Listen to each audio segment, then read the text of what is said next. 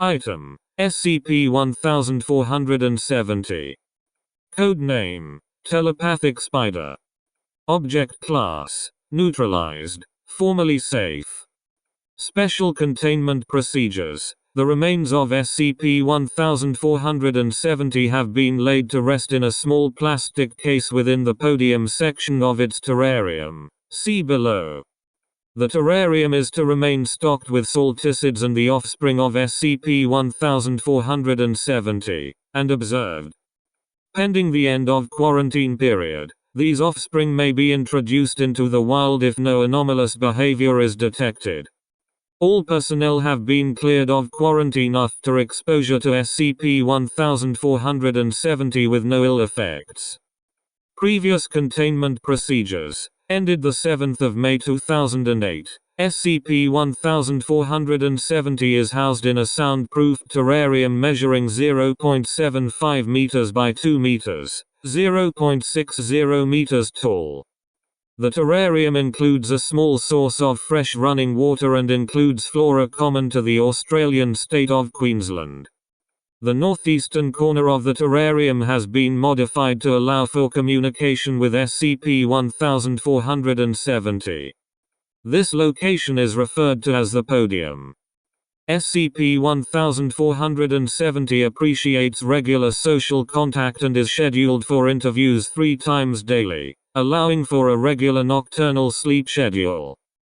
If personnel wish to conduct an unscheduled interview with SCP-1470 for any reason, they may do so by entering the chamber and vocalizing their intent to speak with SCP-1470, which will enter the podium or respond as it is able. It is not necessary to speak verbally when communicating with SCP-1470, but vocalization of words helps to convey meaning more clearly than thinking of abstract concepts and allows for easier transcription of communication. SCP-1470 is not capable of understanding the full range of human thought, so it is highly recommended that researchers only use basic concepts and short statements. SCP-1470's terrarium should be stocked with a monitored population of mundane salticids, web-building spiders, and their own prey insects to serve as prey for SCP-1470. The best way to distinguish SCP-1470 from other salticids within the terrarium is to ask it to wave its arms. Personnel working with SCP-1470 must report for psychological screening on a weekly basis, for a period no less than a year after exposure. Description: SCP-1470 was a male fringed jumping spider, Portia fimbriata, recovered from Queensland, Australia. Its body measures 6.3 mm.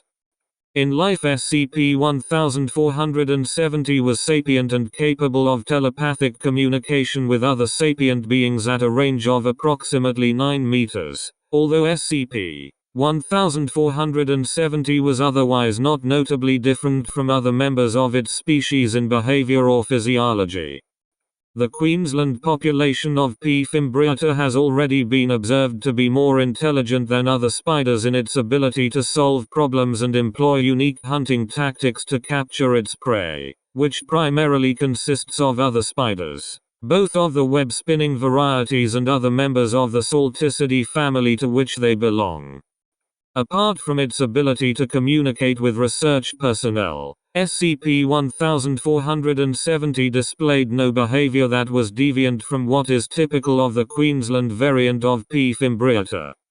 However, due to its anomalous ability to communicate, it is not recommended that any conclusions about the species be drawn based on the experiences of SCP-1470. Communication. SCP-1470's method of telepathic broadcast appears to assign terms on a best-fit basis within the minds which receive its communications. When SCP-1470 referred to parts of its own body which do not directly correspond to human anatomy, the terms are adjusted based on content.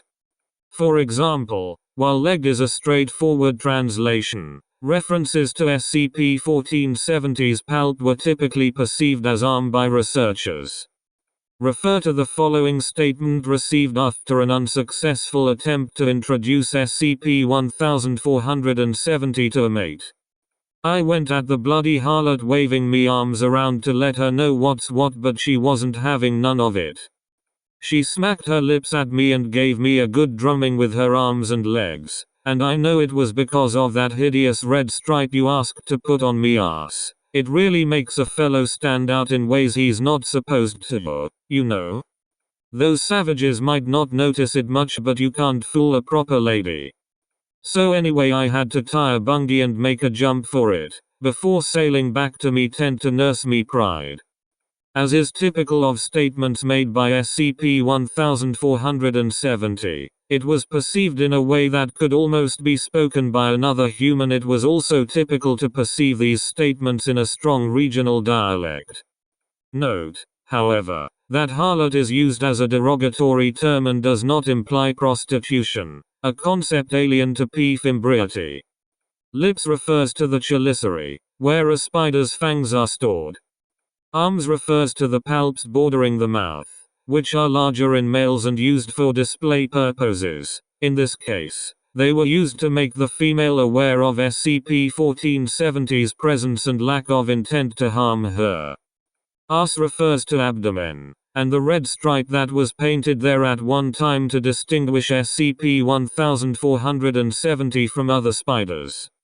Tire bungee refers to laying down a safety line of silk before making a jump off of the surface the spiders were located on, and sailing is a straightforward description of drifting down on a loose strand of silk while airborne.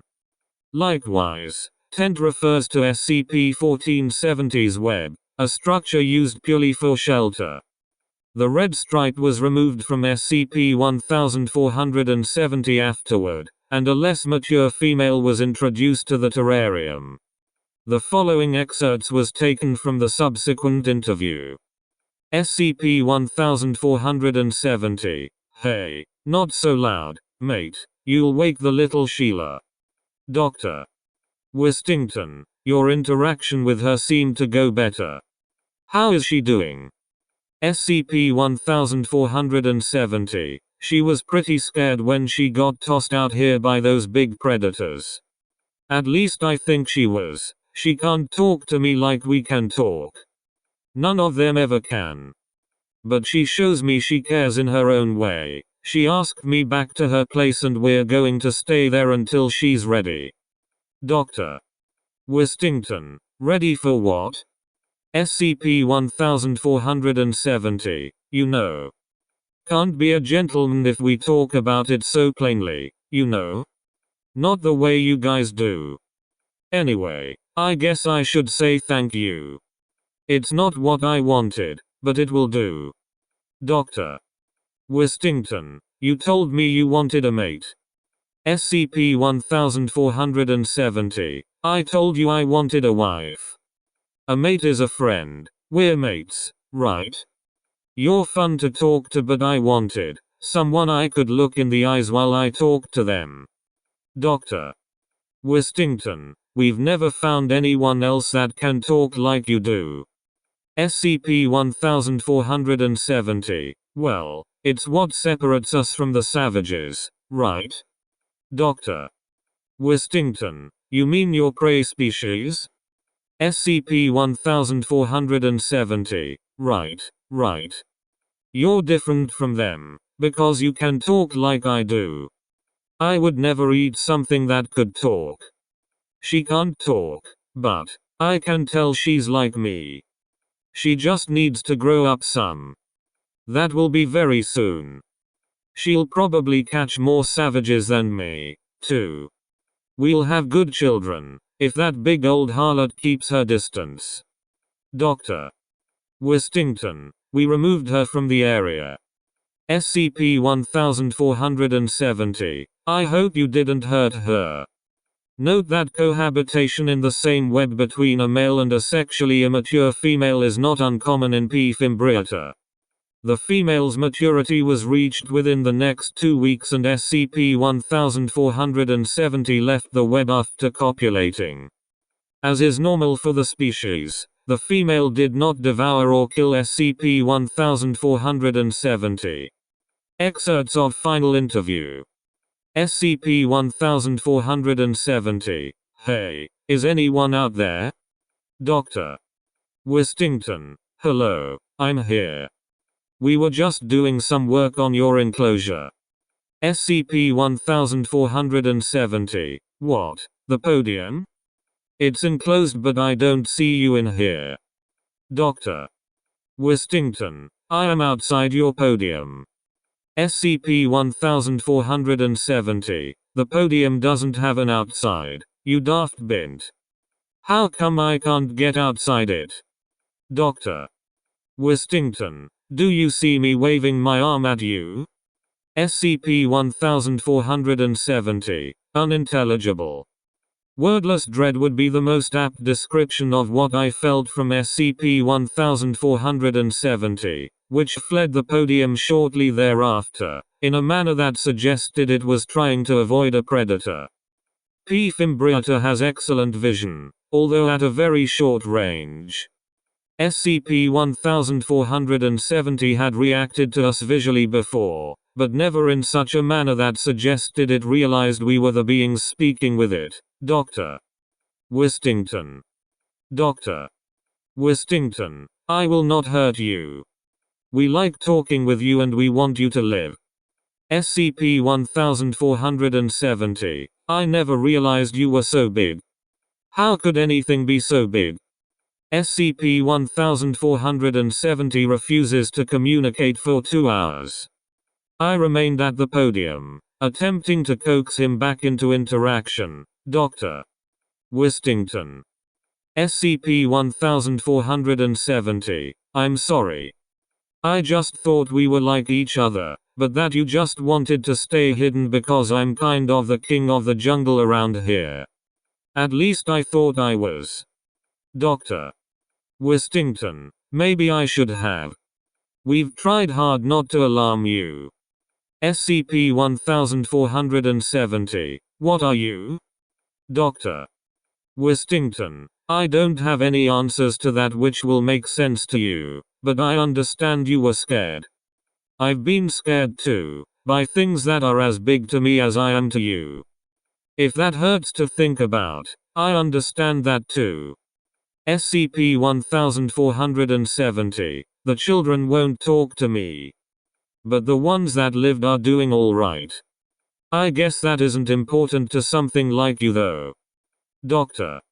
Westington. It will be my job to watch them. We were hoping they could talk like you do. SCP-1470. Ha. You and me both. I'm pretty tired and itchy now. Want to change my coat but I can't. Sorry for getting all weird on you earlier. I just wanted you to know that it was nice to talk to someone while it lasted. Note from Dr. Westington. SCP-1470 lived for a total of 3 months in Foundation custody before perishing of natural causes. He was not fully mature at the time of containment, so his total lifespan was estimated to be approximately 4 months.